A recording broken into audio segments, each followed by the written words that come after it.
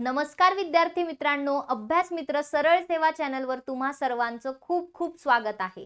आज आपण बघणार आहोत जी महिला व बालविकास अधिकारीची जी एग्जाम झाली होती त्याच्या पहिल्या शिफ्ट मध्ये कोणते प्रश्न आपल्याला विचारले गेले होते, म्हणजे पुढच्या मुलांना एक अंदाज येऊन जाईल।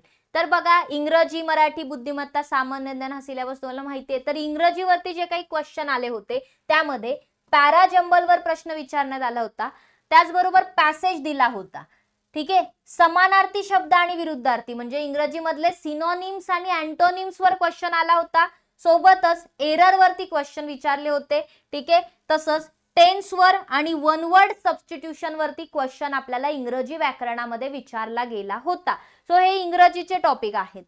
आणि मराठीच्या बाबतीत जर आपण पाहिलं तर मराठीमध्ये प्रयोगावर प्रश्न आला होता, प्रयोग या टॉपिकवर, समानार्थी शब्द आणि विरुद्धार्थी शब्दांवरती, तसंच म्हणींवरती सुद्धा प्रश्न आला होता। आणि शब्दांच्या ज्या जाती आहेत, ठीक आहे, नाम, सर्वनाम, विशेषण, क्रिया विशेषण, या सगळ्यांवरती म्हणजे या शब्दांच्या जातीवर क्वेश्चन विचारला होता।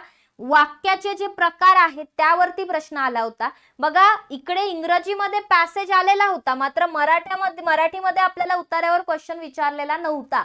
ठीक आहे, सो हे थोडंसं तुम्ही बघू शकता पॅटर्न। मे बी नेक्स्ट याच्यामध्ये मराठीवर देतील, इंग्रजीवर नाही देणार, असंही करू शकतात। तसंच बुद्धिमत्तेच्या बाबतीत जर आपण पाहिलं तर बुद्धिमत्तेमध्ये संख्या मालिकेवर प्रश्न आला होता, अक्षर मालिकेवर प्रश्न आला होता। नंबर सिरीज आणि लेटर सिरीज वर क्वेश्चन दिसला। गाळलेल्या जागा भरा यामध्ये पण क्वेश्चन वेगवेगळे देण्यात आले। गणित ऍज सच कोर मॅथ्स म्हणून कुठला प्रश्न विचारण्यात आलेला नाहीये, गणित विचारली नव्हती।